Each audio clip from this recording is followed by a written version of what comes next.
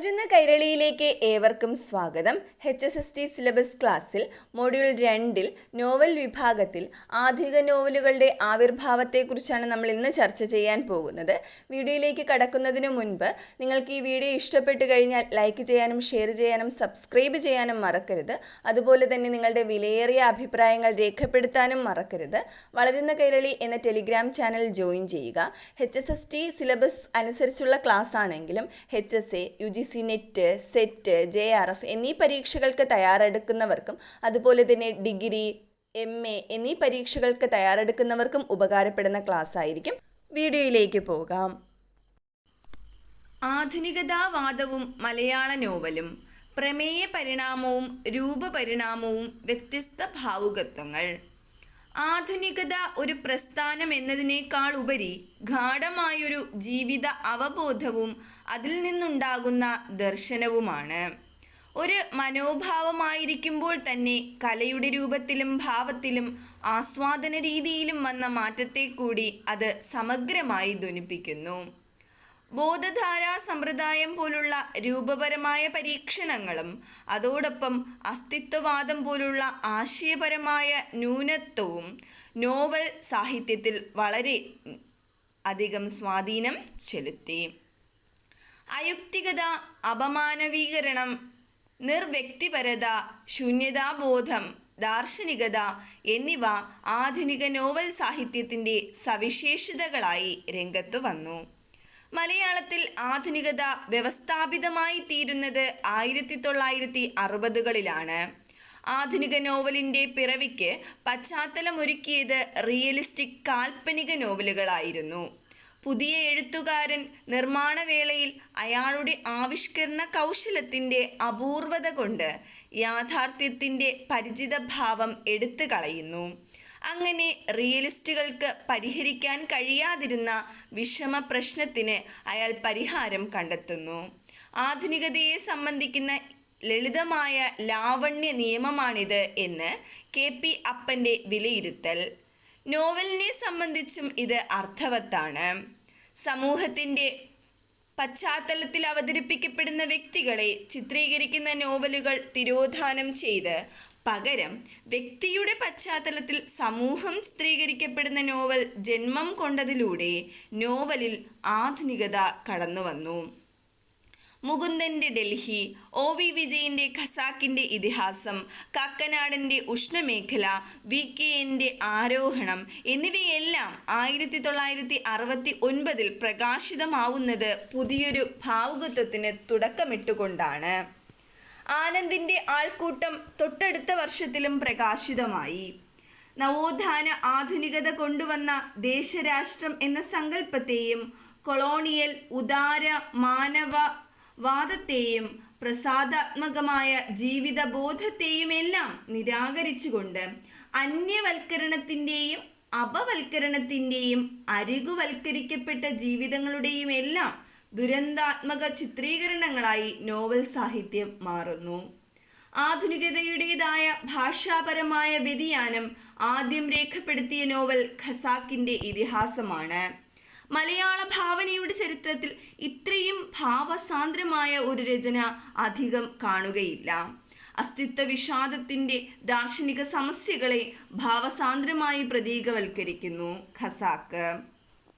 ചെതലിമലയുടെ താഴ്വാരത്തിൽ കാലം തളം കെട്ടിക്കിടന്ന ഖസാക്കിലെ ജീവിതം ചരിത്രപരമായ വാസ്തവികതയിൽ കളങ്കപ്പെടാത്ത ആദിമ വിശുദ്ധിയുടെ അപരലോകമായി വായിക്കപ്പെട്ടു.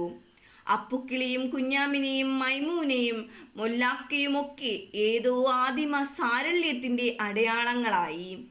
അതിഭൗതിക ധ്വനികളിൽ ഊയലാടിക്കൊണ്ട് നിരനിരയായി അണിനിരക്കുന്ന ബിംബപരമ്പരയും അതിനെ ചൂഴ്ന്നു നിൽക്കുന്ന മായികവും ഖേദനിർഭരവുമായ ഏകാന്തതയും ഖസാക്കിൻ്റെ ഹൃദയമായി വ്യാഖ്യാനിക്കപ്പെട്ടു. ഏകാന്ത ശോകത്തെയും അസ്തിത്വ വിഷാദത്തെയും ചേർത്തിണക്കി വ്യക്തിഗതമായ പാപബോധത്താൽ പീഡിതനായി അസ്തിത്വത്തിൻ്റെ പൊരുൾ തിരഞ്ഞ് അലയുന്ന, അന്തിമമായി മരണത്തിൻ്റെ സാഫല്യമടയുന്ന ആധുനികൻ്റെ മൃത്യുദർശനത്തിൻ്റെ കഥയായി ഖസാക്ക് മാറുന്നു. രചനാപരമായ മികവിൽ ആധുനികതാ സാഹിത്യത്തിലെ മറ്റേതൊരു നോവലിനേക്കാളും ഉയർന്നു നിൽക്കുന്നതാണ് ഖസാക്കിൻ്റെ ഇതിഹാസം. ആനന്ദിൻ്റെ ആൾക്കൂട്ടവും അഭയാർത്ഥികളും മരണ സർട്ടിഫിക്കറ്റുമെല്ലാം സ്വാതന്ത്ര്യാനന്തര ഇന്ത്യയുടെ നഗരവൽക്കരണത്തിൻ്റെയും ആധുനികതയുടേതുമായ മൂല്യനിരാസങ്ങളുടെയും ആഖ്യാനങ്ങളാകുന്നു.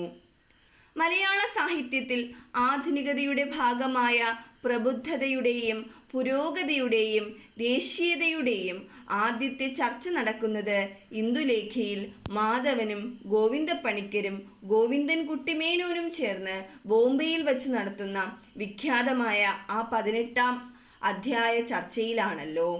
അതേ പ്രബുദ്ധതയുടെയും പുരോഗതിയുടെയും ദേശീയതയുടെയും യുക്തി ചോദ്യം ചെയ്യപ്പെടുന്നതും ബോംബെയിൽ വച്ച് തന്നെ. ആനന്ദിൻ്റെ ആൾക്കൂട്ടത്തിൽ ഇന്ദുലേഖയിൽ നിന്നും ആൾക്കൂട്ടത്തിലേക്കുള്ള ഒരു നൂറ്റാണ്ടുകാലത്തിനിടയിൽ കൊളോണിയൽ സ്റ്റേറ്റ് ഇന്ത്യൻ നാഷണൽ സ്റ്റേറ്റായി മാറിക്കഴിഞ്ഞിരിക്കുന്നു. ഈ നാഷണലിസ്റ്റിക് പദ്ധതിയുടെ തകർച്ചയാണ് ആൾക്കൂട്ടത്തിൽ ആവിഷ്കരിച്ചത്. ആധുനിക യുക്തിയുടെ തകർച്ചയ്ക്ക് പിന്നിലേക്കാണ് ആനന്ദിൻ്റെ മരണ സർട്ടിഫിക്കറ്റിൽ അന്വേഷിച്ചെത്തുന്നത്. ശാസ്ത്രത്തിൻ്റെയും ആധുനിക യുക്തിയുടെയും സ്ഥാപനങ്ങളുടെയും സാങ്കേതിക വിദ്യയുടെയും എല്ലാം നേർക്ക് തൊടുത്തുവിടുന്ന വിമർശനമാണ് ഈ കൃതി. ഫ്രാൻസ് കാഫ്ക, ആൽബേൽ കാമു എന്നിവരുടെ കൃതികൾ പുതിയ നോവലിസ്റ്റുകളുടെ മേൽ ശക്തിയായ സ്വാധീനം ചെലുത്തി. അവരുടെ പുതിയ അവബോധത്തിൻ്റെ നോവലിനെ മലയാളത്തിൽ അവതരിപ്പിച്ചത് കാക്കനാടനാണ്. ഇങ്ങനെയുള്ള കൃതികൾ റഷ്യൻ വിമർശകനായ യൂറി ബോന്തറേവിൻ്റെ വിഭജനക്രമത്തിൽ സന്ദിഗ്ധതയുടെയോ നിരാസത്തിൻ്റെയോ നോവലുകളാണ്. എപ്സ്റ്റെയിൻ എന്ന അമേരിക്കൻ നിരൂപകൻ ഇത്തരം നോവലിനെ നൂതന സംവേദത്തിൻ്റെ നോവലെന്ന് വിശേഷിപ്പിച്ചു. ഹെർമൻ ഹെസ്സെ, സാർത്ര, ബെക്കറ്റ് എന്നിവരുടെ നോവലുകൾ ഈ വകുപ്പിൽ ഉൾപ്പെടുന്നു. ഇന്ത്യൻ സാഹിത്യകാരന്മാരെ ഇവർ സ്വാധീനിച്ചതിൽ അത്ഭുതത്തിനവകാശമില്ല. 60കളിലെ ഇന്ത്യയിലെ സാമൂഹിക സാംസ്കാരിക പരിതോവസ്ഥ ഇവിടത്തെ പരമ്പരാഗതമായ ചിന്താരീതിയെയും രചനാരീതിയെയും പൊളിച്ചുമാറ്റാൻ ആവശ്യപ്പെടുന്നതായി പലർക്കും തോന്നി. കാക്കനാടിൻ്റെ കൃതികളാണ് മലയാള നോവലിൽ പുതിയ ഘട്ടത്തിന് തുടക്കം കുറിക്കുന്നത്. എന്നാൽ NB മുഹമ്മദ്, VKN എന്നിവരുടെ ആക്ഷേപഹാസ്യ കൃതികളെയും MD വാസുദേവൻ നായരുടെ നവീന റൊമാൻറ്റിക് കൃതികളെയും പരാമർശിക്കാതെ കാക്കനാടിൻ്റെ കൃതികളിലേക്ക് നേരിട്ട് എടുത്തുചാട്ടം നടത്താൻ സാധ്യവുമല്ല.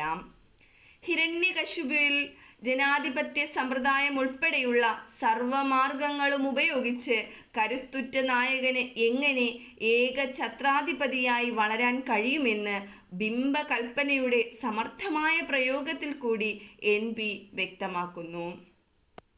വിഹിതങ്ങളും അവിഹിതങ്ങളുമായ സർവതന്ത്രങ്ങളും പ്രയോഗിച്ച് അധികാരത്തിലെത്തുന്ന രാഷ്ട്രീയ നേതാക്കന്മാരെ ഉപഹസിക്കുന്ന കൃതികളാണ് VKN രചിച്ച ആരോഹണവും സിൻഡിക്കേറ്റും. അദ്ദേഹത്തിൻ്റെ കൃതികളിൽ ഏറ്റവും കൂടുതൽ സഹൃദയപ്രീതി നേടിയെടുത്തത് പിതാമഹനാണ്. പിതാമഹൻ്റെ പശ്ചാത്തലം സ്വതന്ത്രപൂർവ കൊച്ചി രാജ്യമാണ്. എങ്കിലും സർ ചാത്തുവിൻ്റെ അധികാരവേദിയിലേക്കുള്ള കയറ്റം ഇന്നത്തെ സർവ്വരാഷ്ട്രീയ നേതാക്കന്മാരുടെയും അധികാര സമ്പാദന രീതി നിശിതമായി ആക്ഷേപഹാസ്യരൂപത്തിൽ അവതരിപ്പിക്കുന്നു. തൻ്റെ സാഹിത്യ ജീവിതത്തിൽ പ്രാരംഭകാലത്ത് MD വാസുദേവൻ നായർ പ്രചോദനം സ്വീകരിച്ചത് ഉറൂബിൻ്റെ കൃതികളിൽ നിന്നാവണം.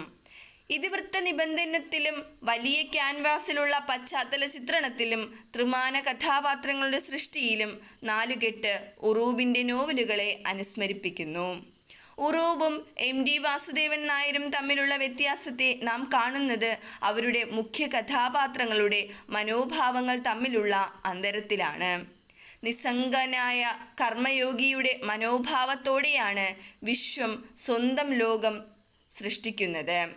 നാലുകെട്ടിലെ അപ്പു ആകട്ടെ സ്വന്തം നാലുകെട്ട് പുതുക്കിപ്പണിയാനൊരുങ്ങുന്നത് തന്നെ ദ്രോഹിച്ചിട്ടുള്ളവരോടുള്ള ഒടുങ്ങാത്ത അമർഷത്തോടു കൂടിയാണ്.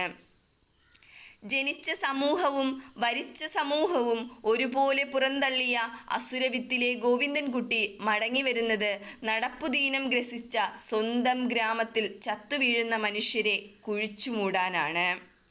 തകരുന്ന പാരമ്പര്യ മൂല്യങ്ങളുടെ വിഭൂതി ചാലിച്ച് പുതിയ മനുഷ്യത്വത്തിൻ്റെ പുതിയ വിഗ്രഹം തീർക്കാൻ അയാൾ മോഹിക്കുന്നു. വാസുദേവൻ നായരുടെ കാലത്തിലെ സേതു പാരമ്പര്യാധിഷ്ഠിത മൂല്യങ്ങളെ തള്ളിക്കളയുകയും അതിൻ്റെ നൊമ്പരത്തോടുകൂടി തന്നെ മുതലാളിത്തം സൃഷ്ടിക്കുന്ന അധികാര വലയത്തിൻ്റെ മൂല്യങ്ങളെ സ്വീകരിക്കുകയും ചെയ്യുന്നു. സേതു വില കൽപ്പിക്കുന്നത് സുഖത്തിനും പണത്തിനും അധികാരത്തിനുമാണ്. NB മുഹമ്മദ് MD വാസുദേവൻ നായരുമായി ചേർന്ന് രചിച്ച നോവലാണ് അറബിപ്പൊന്ന്. ഹിരണ്യകശിപു എന്ന നോവലാണ് ഏറെ പ്രശസ്തം. MD തുറന്നിട്ട മാർഗത്തിലൂടെ കടന്നുവന്ന് മലയാള നോവൽ ചരിത്രത്തിൽ മായാത്ത മുദ്ര പതിപ്പിച്ച എഴുത്തുകാരനാണ് C രാധാകൃഷ്ണൻ. നിഴൽപ്പാടുകൾ, ഉൾപ്പിരിവുകൾ, പുഴ മുതൽ പുഴ വരെ എല്ലാം മായ്ക്കുന്ന കടൽ, പുള്ളിപ്പുലികളും വെള്ളിനക്ഷത്രങ്ങളും, മുൻപേ പറക്കുന്ന പക്ഷികൾ, സ്പന്ദമാപിനികളെ നന്ദി തുടങ്ങിയവയാണ് ഇദ്ദേഹത്തിൻ്റെ പ്രശസ്തമായ നോവലുകൾ. ആത്മബലമുള്ള നോവലുകളുടെ സൃഷ്ടാവാണ് K സുരേന്ദ്രൻ. താളം, മായ, കാട്ടുകുരങ്ങ്, ജ്വാല, ശക്തി, മരണം ദുർബലം, ഗുരു തുടങ്ങി ശ്രദ്ധേയമായ നോവലുകൾ സുരേന്ദ്രൻ രചിച്ചിട്ടുണ്ട്. മലയാള സാഹിത്യത്തിന് അന്നോളം പരിചിതമല്ലാത്ത അന്തരീക്ഷമാണ് വിലാസിനി സൃഷ്ടിച്ചത്. കഥാഖ്യാനത്തിൽ ബോധധാരാ സമ്പ്രദായം വിജയകരമായി പരീക്ഷിക്കുകയും ചെയ്തു. നിറമുള്ള നിഴലുകൾ, ഉണങ്ങാത്ത കണ്ണികൾ, ഊഞ്ഞാൽ, അവകാശികൾ തുടങ്ങിയ നോവലുകൾ അദ്ദേഹം രചിച്ചു. 4 വൻ വാല്യങ്ങളിൽ പരന്നുകിടക്കുന്ന വിലാസിനിയുടെ അവകാശികൾ ബോധധാരാ സങ്കേതത്തെ പ്രയോജനപ്പെടുത്തുന്നു. ഭിന്ന കഥാപാത്രങ്ങളിൽ കൂടിയാണ് വിലാസിനി അവകാശികളുടെ കഥ പറഞ്ഞിരിക്കുന്നത്.